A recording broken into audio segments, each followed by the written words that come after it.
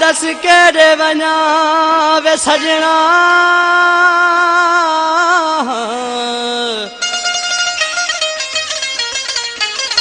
किवें करां दस केड़े वञा मैं को तेरी मोहब्बत साड़ छोड़ा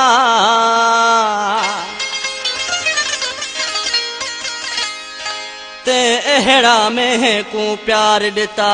मैं घर को यार दिसार छोड़ा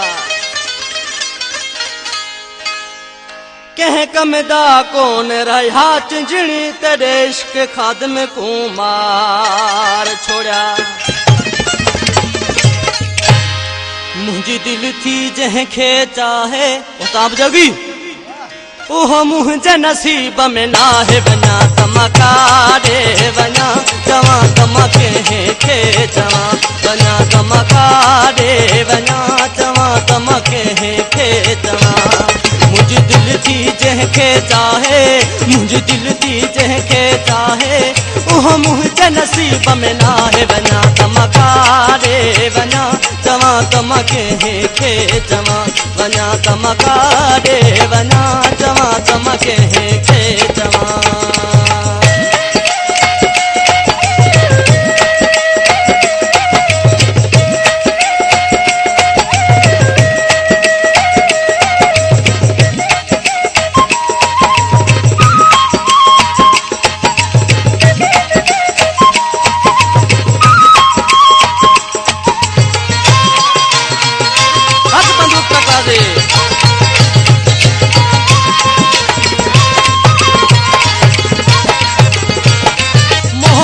उनजी कान मिली मुखे चाहत उनजी कान मिली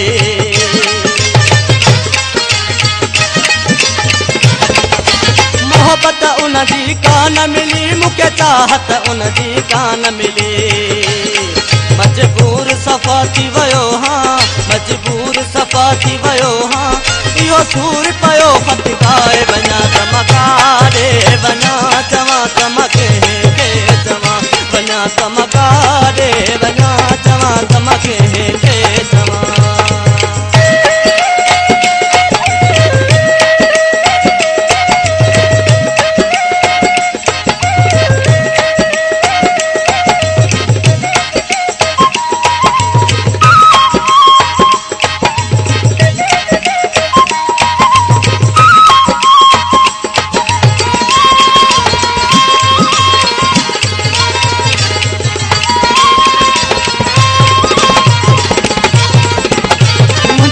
पर जो कोडो हुजे त मया रखणे हुनखे बिॾजे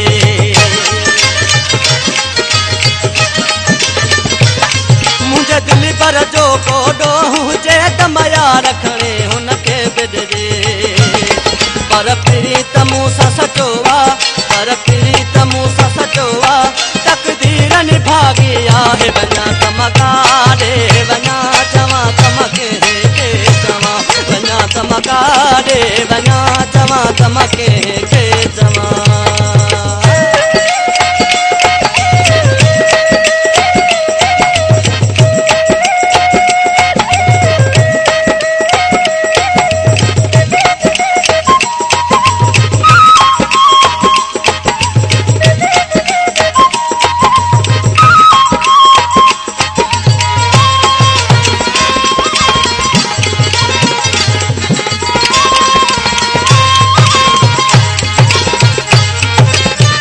मिली सगो सरवर जानी थी वई आहे तबाह जवानी